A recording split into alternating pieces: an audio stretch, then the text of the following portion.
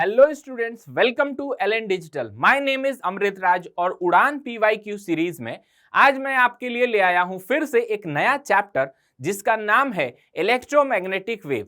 बच्चों, JEE Mains point of view से देखें तो यह चैप्टर बड़ा इंपॉर्टेंट हो जाता है बिकॉज चैप्टर तो बहुत छोटा है लेकिन जेईई मेंस में प्रीवियस ईयर में इससे भर भर के सवाल आए हैं। तो आज हम उन्हीं कुछ अच्छे सवालों की एनालिसिस करेंगे और क्वेश्चन आंसर सेशन डिस्कस करेंगे। अब यहां पर हम देखेंगे कि क्वेश्चन आंसर में जाने से पहले इसके वेटेज के बारे में कुछ जान लेते हैं। मतलब इसके किन टॉपिक से कितने परसेंट या कितने सवाल पूछे गए हैं उसके बारे में थोड़ी चर्चा कर लेते हैं बिकॉज वो हमारे प्रिपरेशंस में बहुत हेल्प करेगा। तो देखिए यहां पर कुछ इंपॉर्टेंट सब टॉपिक, तो मेनली हमने इसको दो सब टॉपिक में डिवाइड किया है जिसमें पहला है displacement current and equation of EM wave. अच्छा, दूसरा क्या है? Maxwell's equations, intensity of EM waves, speed of EM waves, electromagnetic spectrum. इन सभी चीजों को सेकंड सब टॉपिक में कवर किया है। पहले सब टॉपिक से 45% क्वेश्चंस आते हैं और सेकंड सब टॉपिक से 55% क्वेश्चंस आते हैं। और इसमें भी पहले सब टॉपिक को देखेंगे तो डिस्प्लेसमेंट करंट और इक्वेशन ऑफ ईएम वेव है। तो जो डिस्प्लेसमेंट करंट का सेगमेंट है बच्चों, उससे थोड़े कम सवाल आते हैं लेकिन सबसे ज्यादा सवाल आते हैं इसमें इक्वेशन ऑफ ईएम वेव से। आप प्रीवियस ईयर उठा के देख लो, भरी हुई है कहानी इलेक्ट्रोमैग्नेटिक वेव इक्वेशंस की। तो चलिए बच्चों, विदाउट डिले आज हम स्टार्ट करेंगे पहला क्वेश्चन। आपके सामने जो हमारा पहला क्वेश्चन है वो कुछ इस तरह से है। The electric field of a plane polarized electromagnetic wave in free space at t is equal to 0 is given by। ठीक है, यहां पर t is equal to 0 पर जो हमारे पास इलेक्ट्रिक फील्ड है प्लेन पोलराइज्ड इलेक्ट्रोमैग्नेटिक वेव की, वो है इस तरह से E vector is equal to X Z 10 j cap cos 6x plus 8z। ठीक है, अब इससे रिलेटेड हमें मैग्नेटिक फील्ड बी वेक्टर बतानी है। तो देखिए यहां पर बी वेक्टर को एक्स जेड और टी में बताना है, इलेक्ट्रिक फील्ड को किस में बताना था? एक्स और जेड में बताना था। अब यहां पर हम क्या करें? देखिए यहां पर ये एक्स जेड में इसलिए दिया हुआ है बिकॉज इसमें टाइम का फैक्टर गायब है, बिकॉज हमने किसी t इज इक्वल टू 0 पर चर्चा की है। ठीक है, लेकिन इसमें b as a function of X Z T चाहिए बिकॉज ये हमें एक जनरलाइज इक्वेशन देगा। तो कैसे प्रोसीड करेंगे? तो सबसे पहले हम जनरल इक्वेशन या जनरल फॉर्म देखते हैं। अगर एक्स जेड में अगर मैं जनरल फॉर्म लिखूं इलेक्ट्रिक फील्ड के इक्वेशन की, तो देखिए कैसा अपीयर होगा। Electric field vector as a function of X Z. ठीक है, ये कुछ इस तरह से लिखा जाएगा E naught into unit vector E cap. और अगर मैं वेव को कॉस में ही ले लेता हूं बिकॉज यहां कॉस में दिया हुआ है, तो cos K dot R minus omega T. ठीक है, कुछ इस तरह से, यहां प्लस माइनस दोनों हो सकता है। अब थोड़ी देर में आपको बता दूंगा कि माइनस क्यों लिया गया है। ठीक है, अब यहां पर देखिए, यहां पर हम देखेंगे कि के डॉट आर लिखा हुआ है, तो इसको मैं ऐसे ही रहने देता हूं E not E cap cos. अब K dot R, R vector क्या होता है? R vector is X I cap plus Z K cap. यहां पर बिकॉज एक्स जेड में इक्वेशन है तो मैं लिखूंगा इसको K vector dot X I cap plus Z K cap. ठीक है, माइनस ओमेगा टी। राइट, अब देखिए यहां पर अगर मैं टी 0 पुट कर दूं ना, तो ये कुछ इस तरह का फॉर्म लेगा जिसमें केवल एक्स और जेड हो। राइट, तो इसीलिए ये इक्वेशन में टी नहीं दिखाई दे रहा है। अब यहां पर अगर मैं कंपेयर करूं तो देखिए ये है 6x प्लस 8z और यहां पर दो चीजों का dot product something x plus something z है। दैट मींस यहां पर k must be equal to, k की वैल्यू हुई होगी 6i cap plus 8k cap. अब इसका डॉट प्रोडक्ट यहां करके देखिए, ये 6x प्लस 8z ही आने वाला है। अच्छा, और t को हमें 0 पुट कर देना है। अब देखिए यहां पर k को क्या बोलते हैं? k को स्पेशल नाम दिया जाता है, k vector is called propagation vector, जिधर इलेक्ट्रोमैग्नेटिक वेव प्रोपेगेट करती है। ठीक है, इसमें i भी पॉजिटिव है और k भी पॉजिटिव है, मतलब हम मान सकते हैं ये पॉजिटिव डायरेक्शन में प्रोपेगेट कर रही है। दैट्स वाई यहां पर हमने क्या लगाया है? Minus sign. और इस इक्वेशन में से तो ऑफ कोर्स t 0 है, इसलिए 0 पुट करके वहां वो चीज गायब हो जाएगी। ठीक है, और चीजें यहां से अगर मैं कंपेयर करूं, ये चीज तो हमारी 0 हो गई, ठीक है, यहां से हमने के भी निकाल लिया। अच्छा, और चीजें कंपेयर करूं तो देखिए ई नॉट की वैल्यू यहां पर कितनी है, 10 है, तो मैं यहां पर लिख लूंगा E naught is equal to 10। Very good. अब आइए यहां पर जे वेक्टर क्या दिखाता है, यूनिट वेक्टर जे क्या दिखाता है, ये दिखाता है unit vector in the direction of electric field. तो unit vector in the direction of electric field ये क्या हो जाएगा, तो ये हो जाएगा हमारा जे कैप। ठीक है, अब हमें क्या लिखना है, अब हमें इससे मैग्नेटिक फील्ड की इक्वेशन लिखनी है। तो बच्चों देखिए मैग्नेटिक फील्ड का इक्वेशन कैसे लिखा जाएगा, ये चूंकि एक्स जेड और टी तीनों का फंक्शन होगा बच्चों, तो हम इसको कैसे लिखें, ये होगा एक्स जेड और टी का फंक्शन। तो देखिए इसका भी इसी तरह का फॉर्म आएगा, B naught into unit vector B cap cos K dot R minus omega T. ठीक है, ये इसी तरह से लिखेंगे K dot R minus omega T, because जो मैग्नेटिक फील्ड वेक्टर और इलेक्ट्रिक फील्ड ये एक ही फेज में होता है, दैट्स वाई इसको मैंने कॉपी कर दिया। राइट, अब एक एक करके हमें इसमें क्या निकालना है, सबसे पहले बी नॉट निकालेंगे, फिर हम निकालेंगे यूनिट वेक्टर बी कैप, और फिर ये तो एज इट इज गिवन है, तो कोई चिंता की बात नहीं है। सबसे पहले हम बी नॉट निकालते हैं। आइए यहां पर मैं लिख सकता हूं E naught upon B naught is equal to C. तो बी नॉट की वैल्यू कितनी आ जाएगी बच्चों, बी नॉट की वैल्यू आ जाएगी ई नॉट अपॉन सी। ठीक है, ई नॉट अपॉन सी आ गई। अच्छा, तो ये चीज भी निकल गई, और ई नॉट की वैल्यू हम जानते हैं, उसको हम बाद में पुट करेंगे। राइट, इसके बाद से हमें निकालना है, ये निकालना है यूनिट वेक्टर बी कैप। तो आइए देखिए कैसे निकालते हैं। हम जानते हैं कि जो इलेक्ट्रोमैग्नेटिक वेव होती है उसकी velocity vector, electric field vector और मैग्नेटिक फील्ड वेक्टर, इनमें डायरेक्शन वाइज क्या रिलेशन होता है। हमने तीनों के यूनिट वेक्टर्स ले लिए, V cap is equal to E cap cross B cap, ये होता है डायरेक्शन ऑफ ईएम वेव, ये E cap cross B cap के डायरेक्शन में होता है। ठीक है, अब यहां पर हमें बी कैप की डायरेक्शन निकालनी है, तो कैसे निकालेंगे, बहुत सिंपल है, ये क्रॉस प्रोडक्ट रूल से हम लिख सकते हैं V cap cross E cap is equal to B cap, है ना।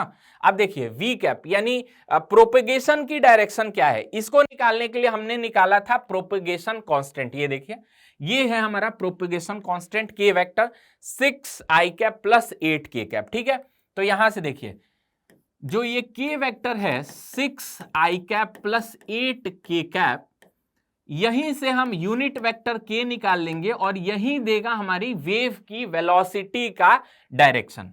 तो यहां से वी कैप का जो डायरेक्शन आने वाला है 6 आई कैप प्लस 8 के कैप और डिवाइडेड बाय 10। तो बच्चों ये भी मिल गया बहुत आसानी से। अब यहां पर रखिए, इसको रख दूं 6 आई कैप प्लस 8 के कैप डिवाइडेड बाय 10, और इलेक्ट्रिक फील्ड वेक्टर ये किस डायरेक्शन में है, तो देखिए इलेक्ट्रिक फील्ड वेक्टर है जे कैप में, तो मैं इसका क्रॉस कर देता हूं जे के साथ, ये क्या दे देगा, तो यूनिट वेक्टर बी दे देगा।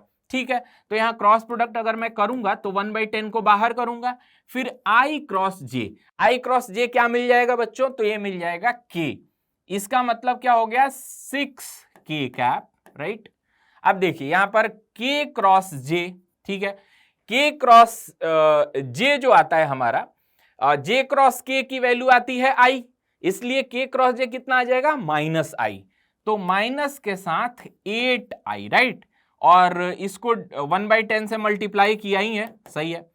तो ये चीज हमारे पास क्या मिल गई, ये unit vector in the direction of magnetic field. अब क्या है, सभी चीजें मिल गई, तो बस बी के इक्वेशन में वैल्यूज पुट करनी है। B vector as a function of X Z and T is given by B naught. B naught की वैल्यू कितनी है, E not by C, E naught की वैल्यू कितनी है 10 by C. Unit vector B cap, unit vector B cap is nothing but 6 K cap minus 8 I cap. ठीक है, अच्छा, और अपॉन में कितना है 10, बहुत बढ़िया। इसके बाद से क्या हमें लिखना है, कॉस का टर्म आएगा, देख लीजिए यहां पर, ये हमने लिख लिया बी नॉट यूनिट वेक्टर, फिर cos K dot R minus omega T.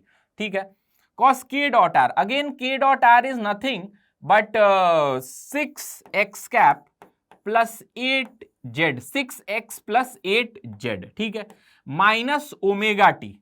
अब हमें ओमेगा निकालना है, तो देखिए ओमेगा को कैसे लिख सकते हैं, हम लिख सकते हैं omega by v is equal to K. तो omega is equal to K into V, और v की जगह मैं क्या ले लूंगा, c is the speed of light. अब k की वैल्यू है 6i cap plus 8k cap, right. तो इसका मैग्नीट्यूड कितना आने वाला है, k का मॉड तो आएगा 10, तो इसलिए इसको क्या लिख देंगे 10c। दैट्स वाई यहां पर ओमेगा की जगह लिखूंगा 10c, और टाइम तो है ही सही। इसका मतलब जो हमारा फाइनल इक्वेशन आ गया वो कुछ इस तरह से आया, ये आया b vector is as a function of x, z and t। इस 10 से 10 को कैंसिल कर सकते हैं, 1/c 6k cap minus 8i cap cos 6x plus 8z minus 10ct। Option मिलाते हैं यहाँ पर 1/c तो सब में कॉमन है। अब यूनिट वेक्टर देख लेते हैं, यूनिट वेक्टर क्या दे रखा है, 6k cap minus 8i cap, 6k cap minus 8i cap cos 6x plus 8z minus 10ct, ये हमारे सेकेंड ऑप्शन में है। तो सेकेंड ऑप्शन क्या हुआ, करेक्ट आंसर हुआ। तो बच्चों देखिए क्वेश्चन कितना मतलब कॉम्प्लेक्स सा दिख रहा था, लेकिन इसको अगर हम स्टेप वाइज सॉल्व करें तो ये आसानी से सॉल्व होता है। लेकिन हाँ बच्चों, इस चैप्टर के क्वेश्चन को करने के लिए आपको एक्स्ट्रा पेशेंस की जरूरत होगी, मतलब सारे इंफॉर्मेशन आपको प्रिसाइजली मालूम होने चाहिए, और किस स्टेप में किसको कहां पुट करना है वो सभी आने चाहिए। तो ये जो क्वेश्चन है ना, ये आपके पूरे इलेक्ट्रोमैग्नेटिक वेव के ज्ञान को चेक करता है, और उसी से ये क्वेश्चन सॉल्व होगा। आपको अगर हल्की फुल्की जानकारी है तो ऐसे क्वेश्चंस आप सॉल्व नहीं कर सकते हो। तो आई होप ये क्वेश्चन आपको अच्छे से क्लियर हो गया होगा। तो चलिए इसके साथ ही नेक्स्ट क्वेश्चन की ओर आगे बढ़ते हैं, देखते हैं अगला क्वेश्चन। अगले क्वेश्चन में हमें क्या दे रखा है, इस क्वेश्चन में बोल रहा है a 27 milliwatt laser beam has a cross sectional area of 10 millimeter square, right? एक हमारे पास लेजर बीम है यूनिफॉर्म क्रॉस सेक्शन का, और इसका एरिया कितना है 10 मिलीमीटर स्क्वायर, बहुत बढ़िया। The magnitude of the maximum electric field in this electromagnetic wave, यानी हमें ई नॉट की वैल्यू पूछ रखा है, इज गिवन बाय। अब यहां पर कुछ चीजें दी हुई है, एप्सिलॉन नॉट की वैल्यू 9 × 10⁻⁻12 लेना है यहां पर, और स्पीड ऑफ लाइट की वैल्यू दी रखी है, ठीक है। तो देखिए इसको सॉल्व करते हैं, ये एक आसान क्वेश्चन है जहां पे हमें क्या दे रखा है, ये मिलीवॉट, ये किसकी यूनिट होती है, पावर की, ठीक है, राइट।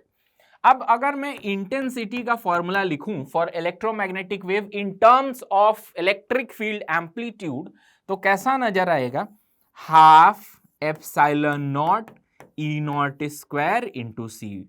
बहुत बढ़िया। अब इसको मैं ई नॉट को एक साइड ले लेता हूं, तो E naught square is equal to 2i upon epsilon naught C, ठीक। अच्छा, आई को मैं कैसे लिख सकता हूं, इंटेंसिटी और पावर में क्या रिलेशन होता है, तो इसको मैं लिख सकता हूं पावर अपॉन एरिया, एरिया नीचे चला जाएगा इंटू एप्सिलॉन नॉट इंटू सी। अब सभी वैल्यूज को पुट कर देते हैं एक एक करके बच्चों। तो देखिए यहां पर ये आ जाएगा ट्वाइस ऑफ पावर की वैल्यू कितनी है 27 मिलीवॉट, मिलीवॉट मतलब 10⁻⁻3, ठीक है। Area, area of cross section कितना दे रखा है, तो ये है 10 मिलीमीटर स्क्वायर, तो 10 × 10⁻⁻6 मीटर स्क्वायर एसआई यूनिट में हमने लिया। अच्छा, एप्सिलॉन नॉट को उसने बोला है 9 × 10⁻⁻12 लेने को, ये वैल्यू हमने ले ली। अच्छा, इसके बाद C की वैल्यू क्या दे रखा है, तो 3 × 10⁸, ठीक है। अब इसको सिंप्लीफाई करना है, तो देखिए यहां से 9 3 27 से 27 चला गया, कहानी खत्म। अच्छा, इसके बाद से देखते हैं, ये 2 को एज इट इज रहने दीजिए, अब केवल पावर को अपने को सिंप्लीफाई करना है। तो ये 10 है, राइट, ये 8 है, तो 10 मीन्स 10 की पावर 1, तो 8 और 1 ये 9 हो गया टोटल, प्लस के साथ, और माइनस के साथ कितना है, तो माइनस के साथ 18 है, तो -18 और +9 कितना हो गया नीचे, तो ये हो गया -9, राइट।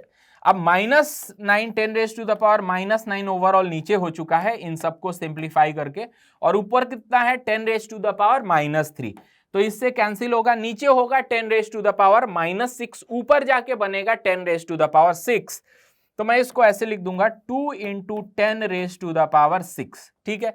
ये ई नॉट का स्क्वायर निकला, तो ई नॉट को क्या लिख दूंगा, E naught is equal to √2 into 10⁻³ volt पर मीटर। यही हमारा आंसर है। इसको सिंप्लीफाई कर लेते हैं, 1.41 इंटू 10⁻³ वोल्ट पर मीटर। इसको ऐसे भी लिख सकते हैं, अप्रोक्सीमेटली 1.4 किलो वोल्ट पर मीटर। अब चेक करते हैं कौन से ऑप्शन में दिया है 1.4 किलो वोल्ट पर मीटर, तो ये है हमारा थर्ड ऑप्शन। तो ये क्वेश्चन था, एक फॉर्मूला बेस्ड था, लेकिन थोड़ा सा दिमाग लगाना था, ये भी सॉल्व हो गया, ठीक है। तो चलिए आगे बढ़ते हैं। आपके सामने अगला सवाल, देखिए इतना बड़ा सवाल दिख गया, अब क्या करें।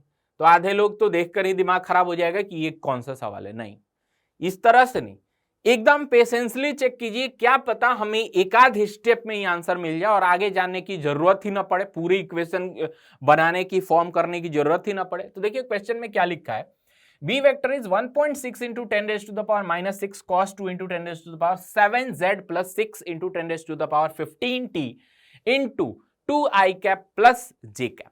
इससे एक बात तय है कि ये जो है ना 2i cap plus J cap, इसी के यूनिट वेक्टर की डायरेक्शन में हमारा बी वेक्टर होगा, ठीक है। अच्छा, इसके बाद से हम एक और चीज देखेंगे कि ये दोनों टर्म प्लस के साथ है, देयरफॉर ये वेव किधर जा रही है, तो ये वेव जा रही है नेगेटिव जेड में, क्योंकि यहां पर के के साथ क्या है, जेड, इसलिए नेगेटिव जेड में प्रोपगेट हो रही है, राइट।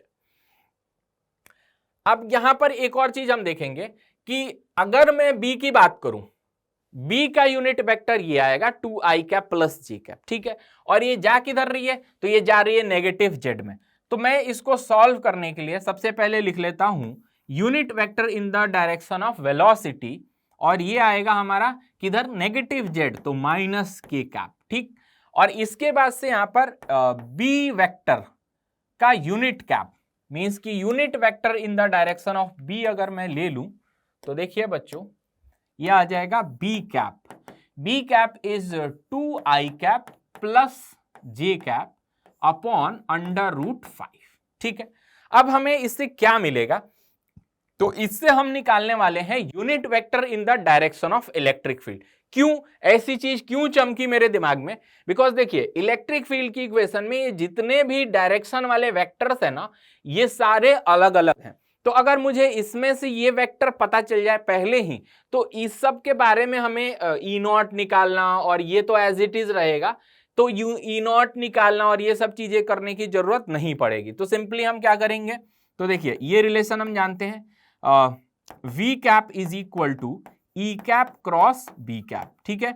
अब देखिए, अब यहां से मुझे ई कैप निकालना है, तो क्या करेंगे हम यहां से B cap cross V cap कर देंगे, तो E cap is equal to B cap cross V cap, है ना। अब बी कैप कितना है, तो यह है 2i cap plus J cap divided by √5, right. और क्रॉस वी कैप कितना है, तो यह है माइनस के कैप, ठीक है।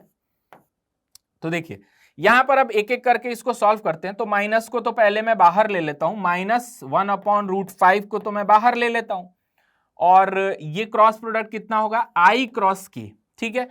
k क्रॉस i क्या होता है, जे कैप, i क्रॉस के क्या होगा, माइनस जे कैप, ठीक है। अच्छा, j क्रॉस के क्या होता है, i कैप, j क्रॉस के कितना होता है, i कैप, तो यहां पर मैं लिख दूंगा प्लस i कैप, ठीक है। और इसके साथ साथ ये 2 भी है, तो इसके साथ 2 मल्टीप्लाई हो जाएगा, और दूसरे टर्म में 1 है, तो यहां पर ये मैं इसको मिटा देता हूं।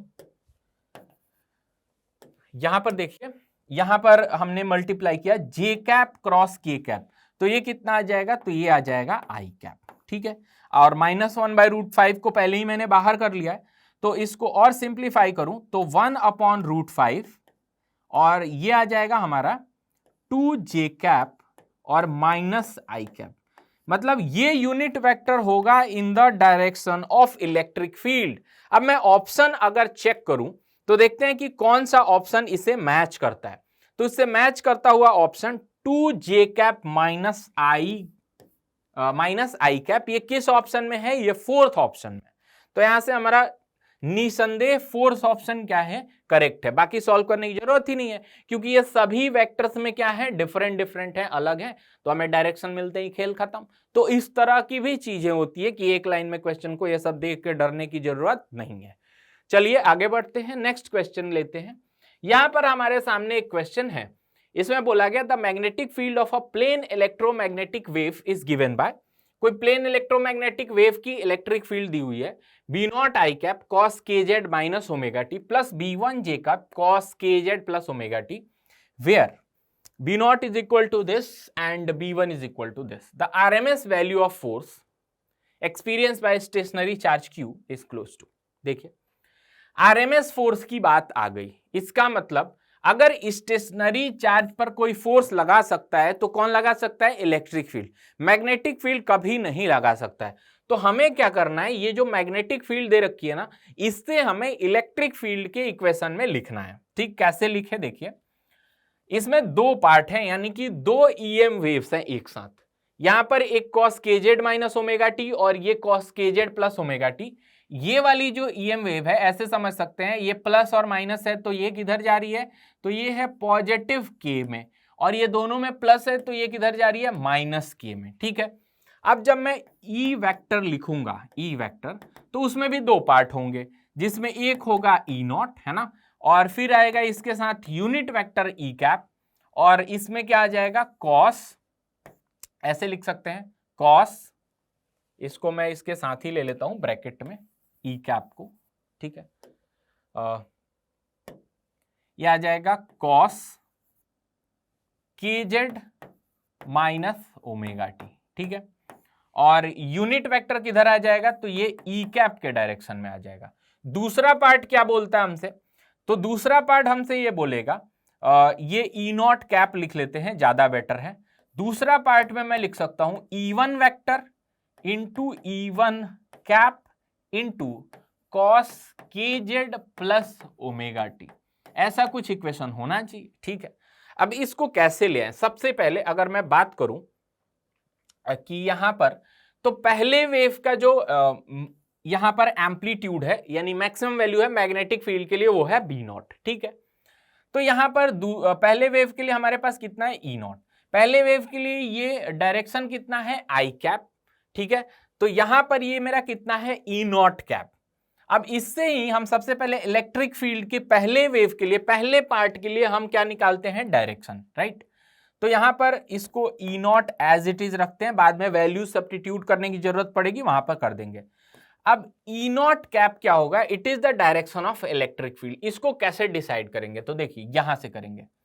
यहां पर पहले वेव के लिए जो मैं बोल सकता हूं, ये जो बी नॉट कैप की डायरेक्शन है वो है आई कैप। ठीक है, अच्छा, यहां पर जो वेव प्रोपगेशन की डायरेक्शन है वी कैप, ये कितना है, तो ये है प्लस के कैप। अब देखिए मुझे इलेक्ट्रिक फील्ड का डायरेक्शन चाहिए, तो कैसे लिखेंगे, E cap cross B cap is equal to V cap. अब मुझे इलेक्ट्रिक फील्ड के लिए चाहिए तो मैं क्या लिख दूंगा, B cap cross V cap, B cap cross V cap is equal to E cap. B cap cross V cap अगर मैं लिख दूं तो कितना आ जाएगा, I cap cross K cap, I cross K. ठीक है, तो कितना आता है, के क्रॉस आई कितना होता है, जे, तो ये आ जाएगा माइनस जे, राइट। तो यहां पर क्या साइन आ गया, ई नॉट कैप की जगह माइनस जे, बहुत बढ़िया। अच्छा, इसके बाद से ये टर्म तो एज इट इज कॉपी होगा, तो इसको कॉपी कर लेते हैं, तो ये हो जाएगा हमारा cos K Z minus omega T. ठीक है, पहला पार्ट आ गया। अब दूसरे पार्ट की बात करते हैं, तो देखिए यहां पर E1 कैप चाहिए मुझे, इसका मैग्नीट्यूड को, एम्पलीट्यूड को यहां पर E1 ही लिख दीजिए। अब E1 कैप चाहिए मुझे, तो सेम यही लॉ लगाएंगे। E1 कैप के लिए again will do B cap cross V cap. ठीक है, तो यहां पर जो बी कैप का डायरेक्शन है, देखिए ये कितना है, जे कैप, तो ये है जे कैप। अच्छा, और जो डायरेक्शन ऑफ प्रोपगेशन है वो कितना है, माइनस के कैप, तो क्रॉस माइनस के कैप। अब जे क्रॉस के कैप कितना होता है, तो ये होता है जे क्रॉस के इज आई कैप, और उसमें एक माइनस साइन लगा हुआ है, तो ये आ जाएगा माइनस आई कैप, राइट। तो यहां पर मैं क्या लिख दूंगा, ये आ जाएगा माइनस आई कैप। ठीक है, और ये हो जाएगा cos kz plus omega T. ठीक है, ये इक्वेशन हमारी किसकी फॉर्म हो गई? तो इलेक्ट्रिक फील्ड की फॉर्म हो गई। अब देखिए एक बात, यहां पर मैं ये बोल सकता हूं कि एफ की वैल्यू कितनी होती है? क्यू ई होती है, राइट। अब मैक्सिमम वैल्यू की बात करें, ठीक है, तो मैक्सिमम वैल्यू एफ मैक्स, क्या मैं ऐसे लिख सकता हूं? Q into E max, right. अच्छा, इसका मतलब एफ आर एम एस कैसे लिख सकते हैं? तो F R M S is nothing but Q E max upon √2। इसका मतलब हमें ई की मैक्सिमम वैल्यू चाहिए। अब यहां पर ध्यान से देखिए, इसमें दो पार्ट है इलेक्ट्रिक फील्ड में, एक माइनस जे की ओर और दूसरा माइनस आई की ओर। माइनस जे की ओर और माइनस आई की ओर दोनों परपेंडिकुलर हैं। देखिए जे कैप और आई कैप दोनों माइनस माइनस के साथ, तो जो मेरा नेट आएगा ई नेट, तो ये तो इनके एम्पलीट्यूड से इसके एम्पलीट्यूड है, तो ई नेट का जो मैं लिखूंगा E net maximum value of their resultant है ना, तो वो कितना आ जाएगा? वो देखिए यहां पर एक और चीज है कि z इज इक्वल टू 0 पर ये बात कर रहा है, ठीक है, तो z इज इक्वल टू 0 यहां पर मैं भर दूंगा, यहां पर भी z 0 भर दूंगा, तो ये आया ओमेगा टी, वो भी आया ओमेगा टी। मतलब दोनों क्या हो गए? सेम फेज, एक जैसा कॉस के साथ आ गया। तो बिल्कुल हम क्या करेंगे यहां पर, जैसे फेजर है, फेजर की तरह ऐड करके नेट निकालेंगे, बिकॉज यहां भी हमारे पास ओमेगा टी बचेगा, यहां भी ओमेगा टी बचेगा, दोनों में कॉस कॉस है, और एक आई में है दूसरा जे में है, तो ऑफ कोर्स 90 डिग्री है एंगल इनके बीच का। तो ई नेट को लिखेंगे E naught square plus E one square. ठीक है, अब देखिए अब हमें क्या दिया है? बी नॉट और बी वन दिया है, तो ऑफ कोर्स ई नॉट को मैं कैसे लिखूंगा यहां पर बी नॉट इंटू सी का होल स्क्वायर और प्लस ये आ जाएगा बी वन इंटू सी का होल स्क्वायर। ठीक है, अब इसको आगे बढ़ाते हैं, तो देखिए जो हमारा ई नेट आ जाएगा, ई नेट या ई नॉट भी इसको बोल सकते हैं, मैक्सिमम वैल्यू ऑफ रिजल्टेंट, तो ये कितना आ जाएगा? यहां से सी को बाहर कर लीजिए, आ जाएगा B not square plus B one square. अब यहां पर देखिए बी नॉट है 3 into 10 raise to the power 5। ठीक है, तो यहां पर लिख लेते हैं, सी बाहर कर दिया, 3 into 10 raise to the power -5 इसका होल स्क्वायर प्लस, अब यहां पर देखेंगे नेक्स्ट, तो कितना है? b1 है 2 into 10 raise to the power -6, तो 2 into 10 raise to the power -6 इसका स्क्वायर। अगर मैं इसको ध्यान से देखूं तो यहां पर आ जाएगा c इंटू, ये आ जाएगा 9 into 10 raise to the power -10, और ये आ जाएगा कितना? 4 into 10 raise to the power -12। फिर इसको सिंप्लीफाई करते हैं, c इंटू, यहां से मैं 10 रेज टू द पावर -10 बाहर कर दूं, ठीक है, तो ये कितना बचेगा? 9 प्लस ये बचेगा 4 into 10 raise to the power -2 के साथ, है ना, तो इसको मैं लिख दूंगा 0.04। तो ये कितना आने वाला है? 9 प्लस 0.04, 9.04। ठीक है, 9.04। इसका मतलब इसको मैं 0 लिख सकता हूं ऑलमोस्ट, तो इसके रूट में कितना आ गया? 9 into 10 raise to the power -10। ठीक है, तो c इंटू ये बाहर आ जाएगा, तो ऑलमोस्ट ये इक्वल होगा किसके? 3 into 10 raise to the power कितना ये आ जाएगा? तो यहां पर आ जाएगा -5, रूट से बाहर आते ही, तो यही आ गया हमारा ई नॉट का नेट वैल्यू। ठीक है, अब क्या करें? अब कुछ नहीं, जब हम एफ आर एम एस लिखते हैं, एफ आर एम एस, तो यहां पर हम लिखेंगे Q इंटू ई नॉट का नेट वैल्यू, है ना, ये मैक्सिमम फोर्स आ जाएगा इसका √2 टाइम्स। अब चार्ज कितना है? 1 मिनट देख लेते हैं। चार्ज की वैल्यू है 10 raise to the power -4 coulomb, 10 raise to the power -4 into E net की वैल्यू कितनी है? तो आ जाएगी 3 into 10 raise to the power 8, C की जगह लिखा, फिर into 3 into 10 raise to the power -5, है ना, और फिर कितना आ जाएगा? Divided by √2। ठीक है, अब ध्यान से देखिए इसको, तो ये आ जाएगा 9 और ऊपर -9 जो टोटल नेगेटिव पावर है, पॉजिटिव पावर कितना है? 8, तो ऊपर आ जाएगा 10 रेज टू द पावर -1, तो ऊपर सिंप्लीफाई करेंगे तो 0.9 आएगा, और नीचे कितना आएगा? तो डिवाइडेड बाय √2, है ना। अब इसको सिंप्लीफाई करेंगे फर्दर, तो 0.9 अपॉन √2 को 1.41 लिखते हैं। ऑलमोस्ट अप्रोक्सीमेशंस के लिए मैं क्या 1.5 ले सकता हूं? अगर मैं 1.5 ले लूं तो ऑलमोस्ट ये किसके बराबर होगा, 0.6 के क्लोजेस्ट होगा। दैट मीन्स जो FRMS है उसकी वैल्यू कितनी होगी, 0.6। तो देखिए बच्चों यहां पर 0.6 किस ऑप्शन में है, ये है ऑप्शन नंबर 4। तो ये एक अच्छा सवाल था, इसमें आपको सारी जानकारी, अगेन इसमें सारी जानकारी होनी चाहिए EM वेव की, वरना ये क्वेश्चन सॉल्व होने वाला नहीं है। ठीक है, तो ऐसे सवाल जब हम करते हैं ना तो कॉन्फिडेंस भी बूस्ट होता है और मजा भी आता है। तो आई होप आप बहुत अच्छे से सीख रहे होंगे कि किस प्रकार से मैं सवालों को कर सकता हूं। अच्छा, एक और चीज मैं आपको बताऊं, जब हम पढ़ते हैं इलेक्ट्रोमैग्नेटिक वेव, वहां पर होता क्या है, हम एक्स वाई जेड ये 3 कंपोनेंट लेके और उसमें एक में इलेक्ट्रिक फील्ड, दूसरे में मैग्नेटिक फील्ड और एक में प्रोपेगेशन दिखा देते हैं।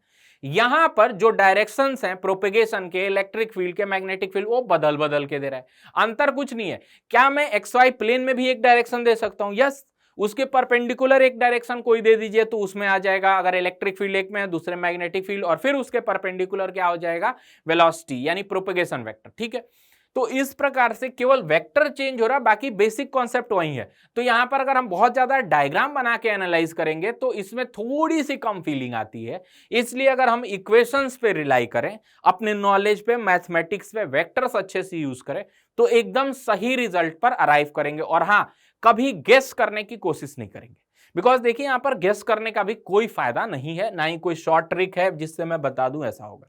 हाँ, बहुत एक्सपीरियंस हो जाएगा तब शायद आपको देख कर ही कुछ सवालों को लग जाएगा कि ये चीज इसमें कर सकते हैं, जो कि हर संभव मैं कोशिश करूंगा कि जहां भी ऐसा स्कोप बने, जैसे कि एक सवाल, जैसे कि किसी भी सवाल को मैं शॉर्ट करना चाहूं तो किस तरह से उसमें शॉर्ट ट्रिक लगा सकते हैं। ठीक है, चलिए आगे बढ़ते हैं यहां पर नेक्स्ट क्वेश्चन की ओर। देखिए यहां पर हमारे पास एक क्वेश्चन है, इस क्वेश्चन में बोला गया the electric field of a plane electromagnetic wave is given by, ये प्लेन इलेक्ट्रोमैग्नेटिक वेव है, इसकी इक्वेशन दे रखी है, the corresponding magnetic field B vector is then given by. ठीक है, अब इस वेव को देखा, फिर सोचा कि इसमें मल्टीप्लाइड है कॉस कॉस, ऐसा तो इक्वेशन देखा ही नहीं है।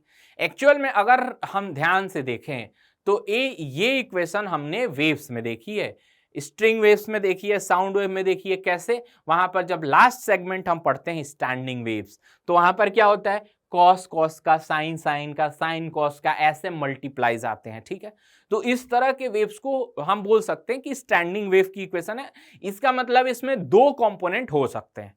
तो हम क्या करेंगे, सबसे पहले इस इक्वेशन को स्प्लिट करेंगे, किसके कंपोनेंट्स कौन से हैं, तो उसका इलेक्ट्रिक फील्ड का फॉर्म निकल जाएगा, फिर उससे हम मैग्नेटिक फील्ड का फॉर्म निकालेंगे और फिर उसको वापस से हम क्या कर देंगे, सिंप्लीफाई कर देंगे, तो इस फॉर्म में दिखेगा। तो देखिए आइए प्रोसीड करते हैं इस क्वेश्चन को। यहां पर मैं लिख लेता हूं E vector is equal to E not I cap cos K Z.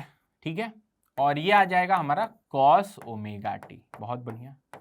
अच्छा, थोड़ी सी मैथमेटिक्स यहां पर अगर हम लगाएं तो हम देख सकते हैं यहां पर क्या फॉर्म है, कॉस सी इंटू कॉस डी का फॉर्म दिखाई दे रहा है।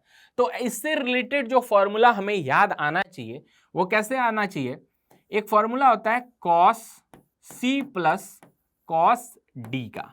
ये किसके इक्वल होता है, तो ये होता है हमारा twice of cos C plus D by 2 और फिर आ जाता है cos C minus D by 2।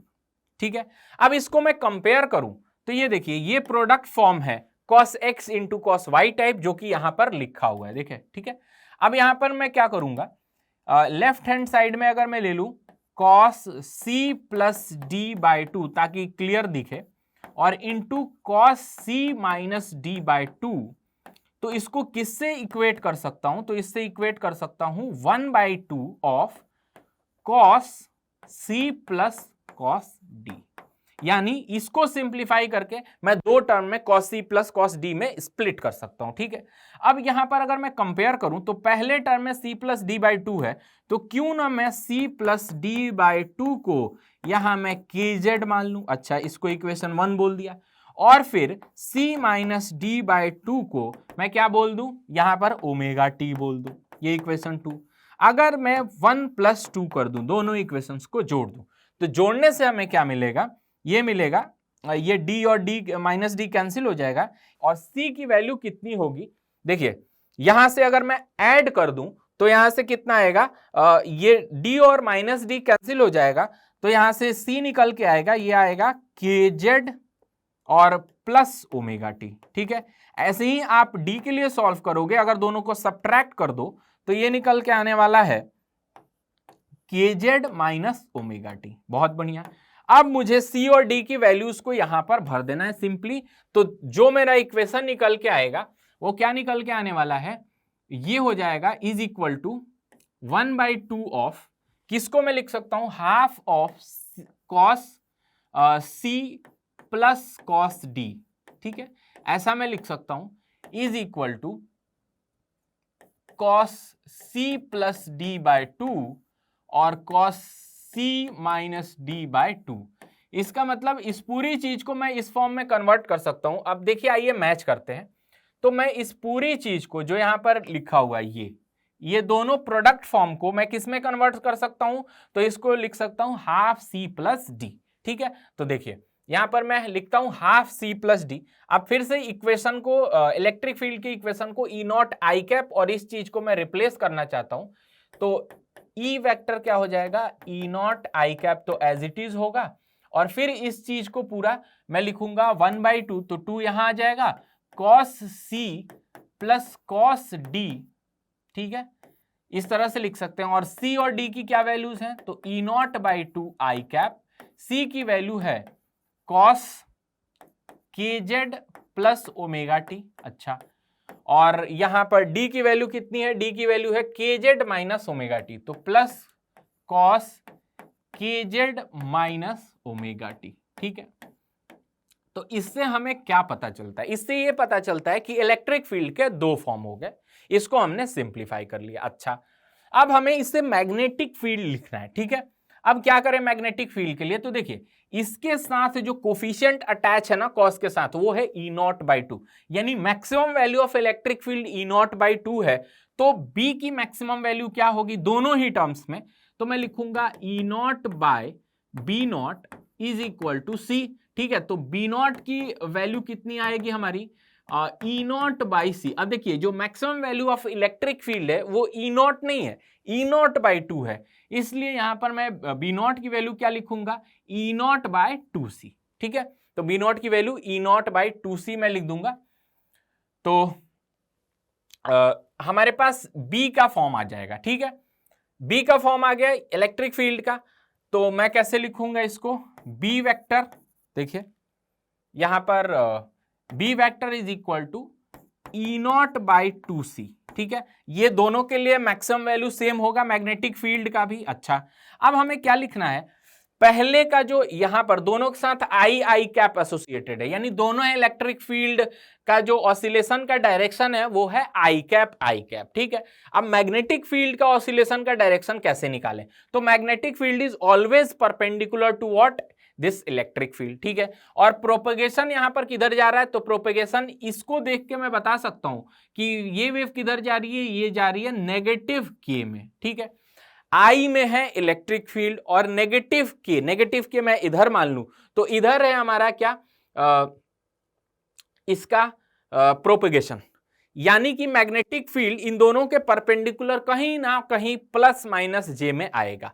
तो हमें सिंपल एक रूल पता है, प्रोपेगेशन वेक्टर के लिए हम क्या लिखते हैं बच्चों, तो यहां पर लिखते हैं V cap is equal to E cap cross B cap. हमें किसका निकालना है, बी कैप का, तो बी कैप के लिए ऑब्वियसली हो जाएगा V cap cross E cap. तो देखिए यहां वी कैप कितना है, माइनस के कैप, और ई कैप वी कैप इतना हो गया। अच्छा, और ई कैप कितना है, तो देखिए ई कैप की वैल्यू है आई कैप, दैट मीन्स कि मैं माइनस के कैप क्रॉस आई कैप करूं पहले टर्म के लिए, तो कितना आ जाएगा, के क्रॉस आई होता है जे, तो यहां पर आ जाएगा माइनस जे। तो यहां पर मैं क्या लिखूंगा, तो इसके साथ एसोसिएट हो गया माइनस जे। बहुत बढ़िया। अच्छा, इस पहले मैग्नेटिक फील्ड के कंपोनेंट के लिए, तो इसको मैं ब्रैकेट में इसके साथ ही ले लेता हूं, और ये पूरा का पूरा टर्म कॉपी हो जाएगा cos K Z plus omega T. ठीक है, अच्छा अब आते हैं दूसरे टर्म की ओर। अब इसके लिए मैं बोल सकता हूं कि इसका डायरेक्शन ऑफ प्रोपेगेशन प्लस के कैप है। अच्छा, और जो इसका फील्ड का डायरेक्शन है इलेक्ट्रिक फील्ड के, वो कितना है, वो आई कैप है। तो मैं फिर से यही वाला फॉर्मूला यूज करूंगा कि B cap is equal to V cap cross E cap. अब की बार वी कैप क्या है, के कैप, और ई कैप कितना है, तो ई कैप हमारे पास आई कैप है, तो के कैप क्रॉस आई कैप कितना आ जाएगा, तो ये प्लस जे कैप, और ये एज इट इज कॉपी हो जाएगा cos K Z minus omega T. I hope आप सभी लोग इसको फॉलो कर रहे होंगे। देखिए कैसे मैं स्टेप वाइज सिंप्लीफाई कर रहा हूं, और ये क्वेश्चन बहुत ही बढ़िया क्वेश्चन है। अगर हम अकॉर्डिंग टू सिलेबस सॉल्व करने जाएं तो ये क्वेश्चन बहुत ही बढ़िया क्वेश्चन है। तो यहां पर देखिए ये आ जाता है ई नॉट अपॉन 2c, और यहां पर अगर मैं जे कैप को बाहर कर लूं तो ये आ जाता है कॉस के जेड माइनस के साथ प्लस ओमेगा टी, और दूसरा टर्म आ जाता है कॉस के जेड और माइनस ओमेगा टी। ठीक है, अब एक्चुअल में हमारा आंसर तो आ चुका है बी वेक्टर का, लेकिन हमें बी वेक्टर इस फॉर्म में चाहिए नहीं, हमें बी वेक्टर इस फॉर्म में चाहिए ही नहीं, हमें बी वेक्टर फिर से प्रोडक्ट फॉर्म में चाहिए। तो अगेन अब उल्टा प्रोसेस करेंगे, इसी तरह का फॉर्मूला जो प्रोडक्ट से हमने एडिशन में कन्वर्ट किया था, अब उल्टा काम करने वाले, एडिशन है और हमें किस में कन्वर्ट करना है, प्रोडक्ट में। तो देखिए यहां पे कौन सा फॉर्म दिख रहा है, कॉस सी, अगर मैं इसको इस बार सी मान लूं और इस चीज को डी मान लूं तो cos C minus cos D दिख रहा है। तो देखिए मैं cos C minus cos D का फॉर्मूला लिख देता हूं, cos C minus cos D, इसको मैं लिख सकता हूं twice of sine C plus D by 2, और यह आ जाएगा sine D minus C by 2। ठीक है, अब यहां पर मैं लिखूंगा तो यह आ जाएगा ई नॉट अपॉन 2c, यहां पर मैं इरेज कर देता हूं, ई नॉट बाई 2। ठीक है, तो देखिए यहां पर ये 2 आता जा रहा है 2c। ठीक है, तो यहां भी c 2c हम लिखेंगे, तो वहां पर 2c, तो यहां पर c भी रहेगा सबके साथ। ठीक है, अब मैं क्या करूंगा, यहां पर ई नॉट अपॉन 2c, और ये क्या आ जाएगा हमारा, इस c माइनस डी का फॉर्म मैं लगा दूं तो यहां पर कितना आने वाला है, twice of sine C plus D by 2, sine के साथ सी प्लस डी अगर हम करें तो ओमेगा टी कट जाएगा, क्या बचेगा, के जेड प्लस के जेड बाई 2, यानी के जेड बचेगा, है ना, तो यहां पर आ जाएगा साइन के जेड। अच्छा, फिर इसके बाद से क्या आएगा, तो d माइनस सी, अब d माइनस सी जब मैं करूं तो यहां पर के जेड कट जाएगा, क्या बचेगा, ओमेगा टी, तो यह आ जाएगा साइन ओमेगा टी। राइट, अब देखिए यहां से 2 से 2 कट रहा है ना, तो हमारी जो इक्वेशन है बी की वो क्या आ गई है फाइनली, तो B vector is equal to E naught upon C, और यह आ जाएगा sign K Z sine omega T. ठीक है, और यहां पर ये जे कैप का यूनिट वेक्टर तो रहेगा ही सही, तो यूनिट वेक्टर जे कैप। अब देखते हैं ऐसा कौन सा ऑप्शन दिया हुआ है बच्चों, E not by C J cap, और दोनों में साइन। तो देखिए ये वाला जो मेरा बी ऑप्शन है वो बिल्कुल करेक्ट है, जिसमें हमने क्या किया, E not by C J cap sine K Z sine omega T. समझ में आया? आई होप आपको ये क्वेश्चन बहुत अच्छे से आया होगा। तो देखिए कितना डिटेल सॉल्यूशन, इसको मैंने स्टेप वाइज स्टेप इस क्वेश्चन को क्या किया, सॉल्व किया, तब जाके इसका सॉल्यूशन इस फॉर्म में आया। ठीक है बच्चों, चलिए आगे बढ़ते हैं नेक्स्ट क्वेश्चन की ओर। अगला क्वेश्चन क्या बोल रहा है, इस क्वेश्चन में बोला the electromagnetic wave of frequency 5 gigahertz is travelling in a medium whose relative electric permittivity and relative magnetic permeability both are 2. Its velocity in this medium is, इस मीडियम में इसकी वेलोसिटी कितनी होगी, तो यहां पर मुझे वेलोसिटी निकालना है। बहुत सिंपल सा सवाल है, ठीक है। रिलेटिव परमिटिविटीज दे रखे हैं, तो हम जानते हैं यहां पर जो रिफ्रैक्टिव इंडेक्स का फॉर्मूला होता है ना, हमें यहीं से स्टार्ट करते हैं। ये आता है ER इंटू म्यू आर, ठीक है। Relative permeability into relative permittivity, तो यहां से ये आ जाएगा 2 इंटू 2, तो इसकी वैल्यू कितनी आ जाएगी 2, ठीक। इसका मतलब जब मीडियम में जाएगी, दूसरे मीडियम में इलेक्ट्रोमैग्नेटिक वेव जाएगी, तो उसकी स्पीड कितनी हो जाएगी, तो हाफ हो जाएगी, बिकॉज रिफ्रैक्टिव इंडेक्स कितना है 2, तो v की वैल्यू कितनी हो जाएगी 1.5 into 10 raise to the power 8। अच्छा, अब देखिए यहां पर इसको कंपेयर करना है, something into 10 raise to the power 7 बनाना है, तो आ जाएगा 15 इंटू 10⁻⁷ मीटर पर सेकेंड। तो जो हमारा फिल इन द ब्लैंक्स में है यहाँ होगा 15। तो ये क्वेश्चन देखिए कितना इजी क्वेश्चन था सॉल्व के लिए, लेकिन ये सारे छोटे छोटे फॉर्मूले और ये ज्ञान होना ही चाहिए, वरना फिर सॉल्यूशन बहुत मुश्किल है। चलिए आगे बढ़ते हैं, एक और क्वेश्चन लेते हैं। नेक्स्ट क्वेश्चन की ओर आगे बढ़ते हैं बच्चों।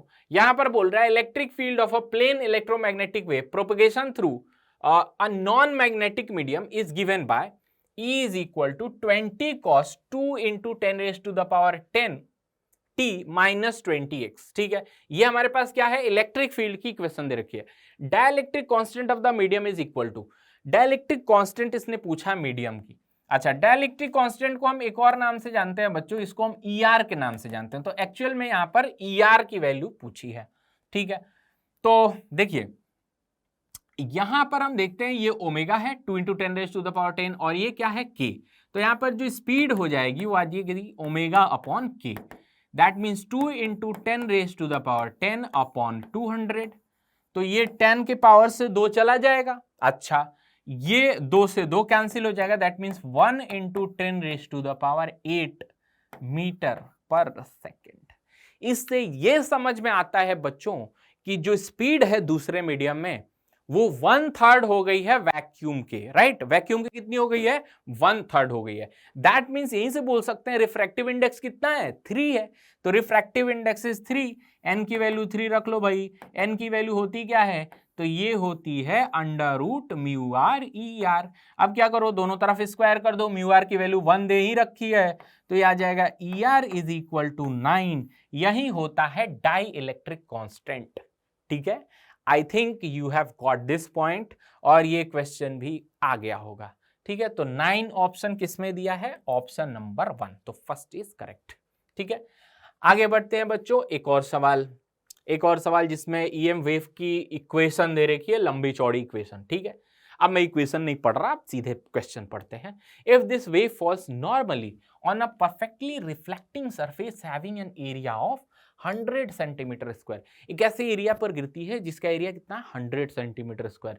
If the radiation pressure exerted by EM wave on the surface during a 10 minutes exposure, 10 minute exposure के बाद ये कितना आएगा, x/10⁹ find the value of x। ठीक है, सिंपल।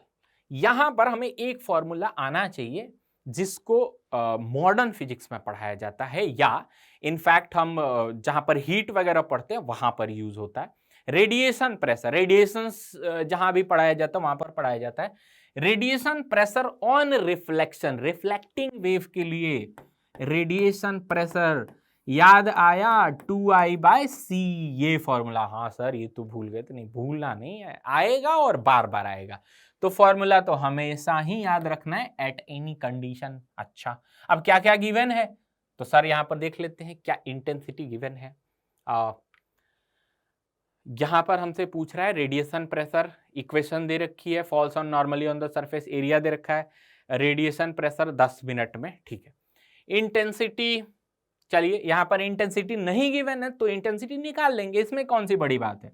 तो इंटेंसिटी का फॉर्मूला भी हमें आता है, ये कितना होता है, 1/2 E0² इंटू C। अच्छा, डिवाइडेड बाय कितना, C।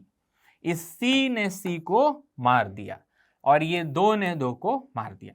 बहुत सिंपल सा आ गया, ε0 इंटू E0²। अब क्या, झपट्टा मारो और आंसर ले आओ।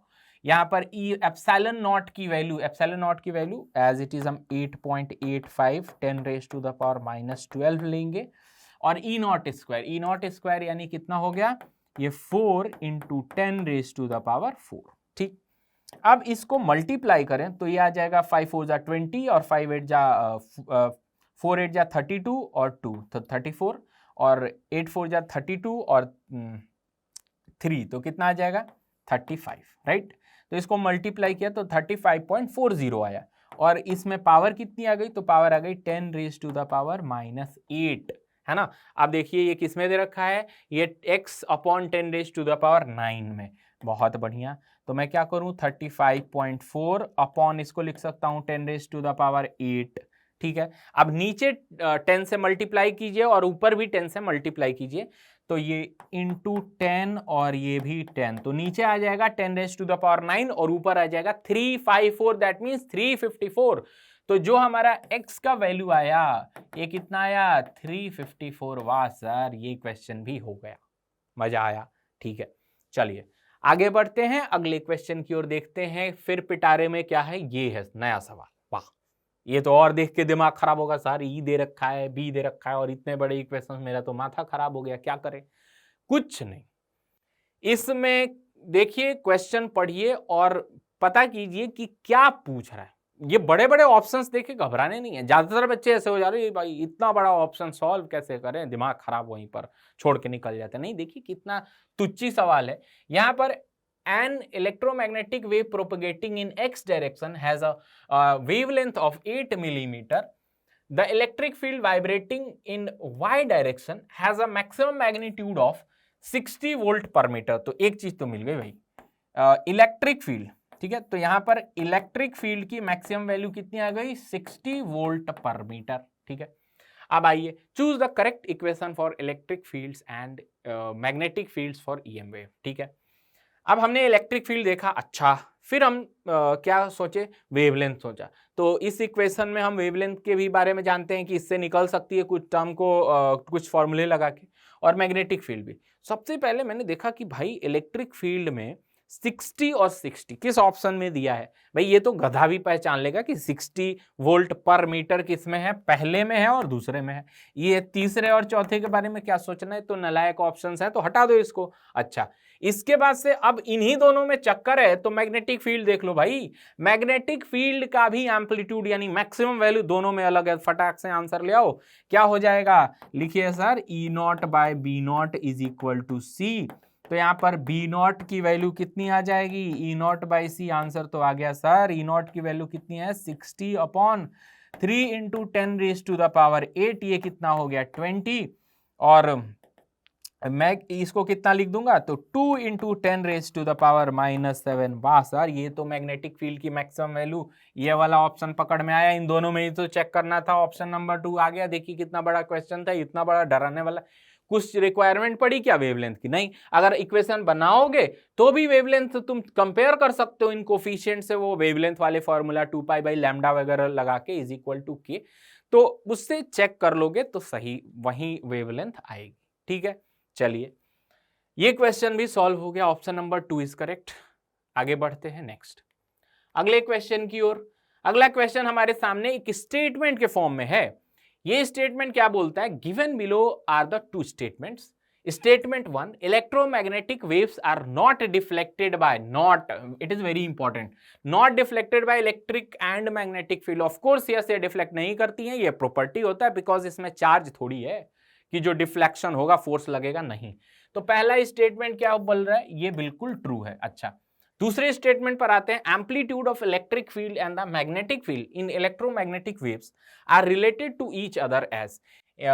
इलेक्ट्रिक फील्ड और मैग्नेटिक फील्ड का क्या रिलेशन होता है, तो बच्चों देखिए ये सिंपल E0/B0 किसके बराबर होता है, C के। C को क्या लिख सकते हैं, 1/√μ0 ε0। ये दूर दूर तक किससे मैच नहीं कर रहा है। यहाँ पर क्या लिखा है, E0/B0 इज इक्वल टू √μ0/ε0, जो कि गलत है।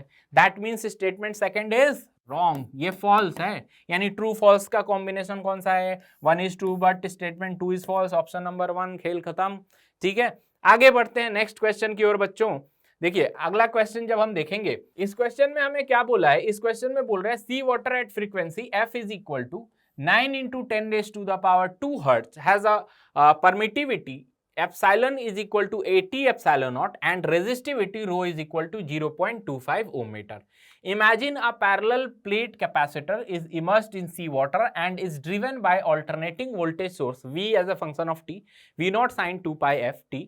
Then the conduction current density becomes 10⁻⁸ x times the displacement current density after time t is equal to 1/800 seconds. ठीक है, अब इसको कैसे सॉल्व करें। सबसे पहले हमें कंडक्शन करंट डेंसिटी पूछा है और फिर वहां से डिस्प्लेसमेंट करंट डेंसिटी पूछा है और फिर क्या किया है, कंपेयर किया है कि इतना है। तो पहले इन दोनों के फॉर्मूले ही हमें आने चाहिए और उनकी वैल्यूज निकालनी पड़ेगी। तो स्टार्ट करते हैं यहाँ पर हम किससे, तो current density of conduction current है JC। ये होता है सिग्मा इंटू ई। सिग्मा को लिख सकते हैं 1/ρ और इलेक्ट्रिक फील्ड को लिख सकते हैं V/d।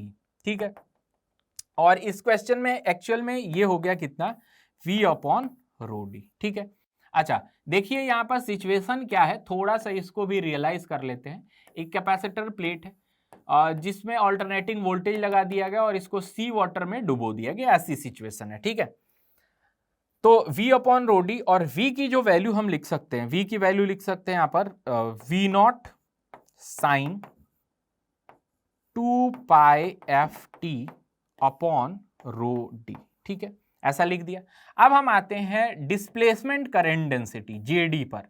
JD की वैल्यू कितनी होगी, I डिस्प्लेसमेंट अपॉन एरिया। इसको हम कैसे लिख सकते हैं, I डिस्प्लेसमेंट को, इसको लिख सकते हैं dq अपॉन dt। ठीक है, अब मैं इसको फर्दर सिंप्लीफाई करूं तो Q को मैं लिख सकता हूं CV, charge on capacitor plate at any time t, तो dCV अपॉन dt, और इससे क्या C बाहर आ जाएगा और ये 1/a तो रहेगा ही सही, तो 1/a, ये 1/a इसके साथ चल रहा है, तो ये कितना C/a, ये कितना आ जाएगा dV अपॉन dt। ठीक है, अब जो कैपेसिटेंस है इसको मैं लिख सकता हूं A epsilon upon D into A और dV/dt। देखिए एप्सिलॉन क्यों यूज किया, क्योंकि यहाँ एप्सिलॉन की वैल्यू 80 एप्सिलॉन नॉट है और यहाँ पर मीडियम है, इसलिए एप्सिलॉन यूज किया है ना।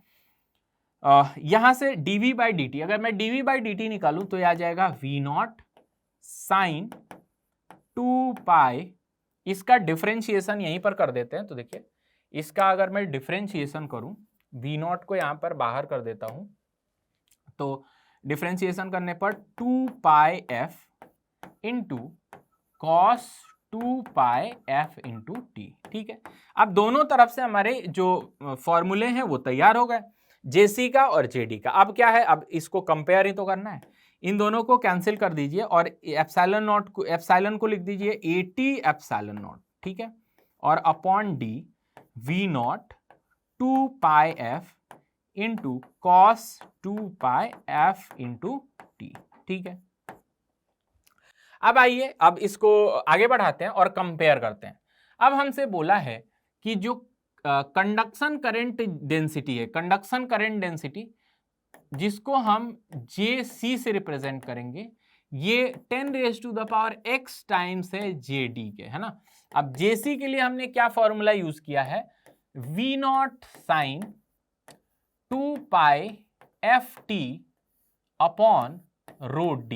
देखिए यहां पर JC की value V0 sin 2πft upon ρd और राइट हैंड साइड में कितना होगा 10⁻x, है ना, इंटू JD। तो JD के बारे में देखते हैं, JD कितना 80 एप्सिलॉन नॉट V0/d। तो देखिए यह आ जाएगा 80 एप्सिलॉन नॉट और V0 अपॉन d।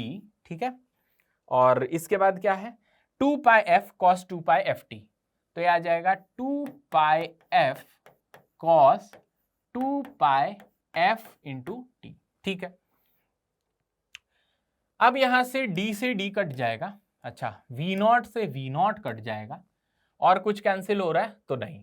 अब इनकी वैल्यूज को सब्स्टिट्यूट करते हैं, साइन 2π, फ्रीक्वेंसी हमें 900 दिया है, 900 और टाइम दिया है 1/800, इसको भर दिया यहां पर, अपॉन रो। ठीक है, तो रो की वैल्यू कितनी दे रखी है बच्चों, तो यहां पर रो की वैल्यू हमें दे रखी है, रो की वैल्यू हमें दे रखी है 0.25। ठीक है, तो यहां पर ये आ गया 0.25, ये भी भर दिया, is equal to 10⁻x into 80। ठीक है, और एप्सिलॉन नॉट को अभी एज इट इज रखते हैं और इंटू 2π f को रखते हैं 900 और फिर से यहां पर कॉस में 2π इंटू 900 और अपॉन 800, 1/800 को t बोल सकते हैं। अब ध्यान से देखिए, इसमें 2 0 से 2 0 चला गया, ये आ गया और ये कितना हो गया 4 टाइम्स चला गया, तो साइन 9π/4, राइट। और यहां पर कितना आ रहा है, अगेन द सेम, यहां आ जाएगा cos 9π/4। ठीक है, यानी दोनों का अगर मैग्नीट्यूड देखें तो मैग्नीट्यूड वाइज दोनों इक्वल है। ठीक, तो इन दोनों का मैग्नीट्यूड वाइज डेफिनेटली कंपेयर किया गया है, तो मैग्नीट्यूड ये दोनों का क्या है, मतलब cos 9 पाई बाय 4 और साइन 9 पाई बाय 4 ये इक्वल होगा।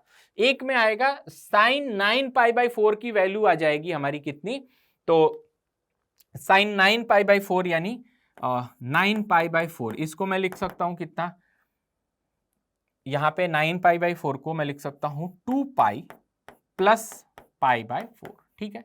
और इसका अगर मैं साइन में वैल्यू निकालूं तो ये पाई बाय 4 दे देगा, साइन पाई बाय 4 इज 1/√2, और अगर कॉस में निकालूं तो कितना दे देगा, cos pi by 4, cos pi by 4 is again कितना, पाई बाय 4, ठीक है। तो दोनों वैल्यूज क्या हो गई, कट गई, मतलब ये जो पूरा टर्म है ये और ये जो पूरा टर्म है ये कट गया, ठीक है। अच्छा, अब देखिए, अब यहां पर इसको फर्दर सिंप्लीफाई कर देते हैं, तो क्या निकल के आएगा, तो कट गया।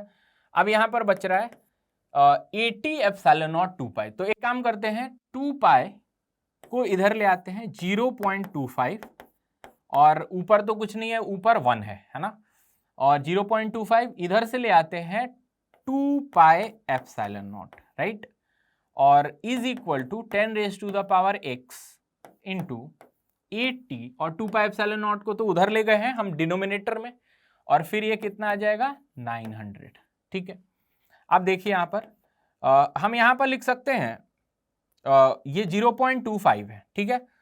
इसमें अगर मैं 2 से मल्टीप्लाई कर दूं और ऊपर भी 2 रख दूं तो ये कितना आ जाएगा, ये आएगा 4 पाई एप्सिलॉन नॉट। तो 1/4 पाई एप्सिलॉन नॉट को मैं डायरेक्ट लिख सकता हूं, ऊपर 2 आ गया तो 9 into 10 raise to the power 9, तो इसकी कहानी खत्म, divided by 0.25 is equal to 10 raise to the power x into ये आ जाएगा कितना 72 into 10 raise to the power 3, है ना। अब हमें सॉल्व करना है, देखिए तो ये कितना आ जाएगा, ये आ जाएगा 8 टाइम्स, ठीक है। 8 9 जा 72 और ये 72 गायब हो गया। अब केवल हमें पावर में खेलना है, तो 10 raise to the power x is equal to 10 raise to the power 6, तो यहां से x की वैल्यू कितनी आएगी बच्चों, ये आएगी 6। इस तरह से हमारा ये जो क्वेश्चन है इसमें फिल इन द ब्लैंक्स की जगह कितना होगा, 6 होगा बच्चों। तो देखिए कितने तरीके से सॉल्व किया स्टेप वाइज, तो ये क्वेश्चन सॉल्व हो गया। लेकिन ये क्वेश्चन अच्छा था, बढ़िया क्वेश्चन था, जिसमें सारी जानकारी लग गई।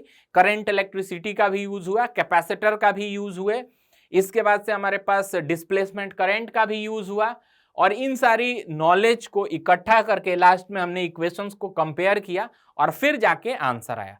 तो ऐसे क्वेश्चंस अगर मान लो एग्जाम में आए तो just leave for the first round attempt, पहले राउंड के लिए छोड़ दीजिए, बिकॉज एक तो अगर सपोज कीजिए आपने अटेम्प्ट भी किया और लास्ट में जो कैलकुलेशंस थी वो भी बड़ी थी, वहां कोई मिस्टेक अगर हो जाए तो फिर सारा मेहनत बेकार चला जाता है और टाइम भी चला जाता है। तो पहले एकदम इजी, लाइक 1 मिनट से पहले, 1 मिनट के पहले ही होने वाले सवाल अटेम्प्ट कीजिए, और उसके बाद ऐसे सवाल जिसमें पेशेंस चाहिए, 3 मिनट का 2.5-3 मिनट का तो समय आराम से चाहिए। तो आज जो हमने इलेक्ट्रोमैग्नेटिक वेव में डिस्कस किया, बहुत ही अच्छे प्रॉब्लम जो प्रीवियस ईयर में आए हैं उसको हमने लिया था। तो आई होप ये सेशन आपको बहुत अच्छा लगा होगा और आपको मजा आ गया होगा। तो चलिए बच्चों, इसके बाद जाते जाते आपके लिए 2 शब्द जो आपको मोटिवेट रखेंगे। तो push yourself because no one else is going to do it for you. रोज रोज क्लास में कहा जाता है बच्चों मेहनत करो, अपने रेस और अपने होमवर्क बना के ले आओ। यही चीजें खुद को पुश करना पड़ेगा, कोई दूसरा नहीं पुश कर सकता। मैं, आपके पेरेंट्स एक लिमिट तक पुश कर सकते हैं, लेकिन एट द एंड करना आप ही को है। तो बिकॉज जो रिजल्ट है वो आप ही को मिलना है और एंजॉय आप ही करोगे। इसलिए इन शब्दों के साथ आज मैं फिनिश करता हूं। तब तक के लिए मिलते हैं नेक्स्ट लेक्चर में। Good bye.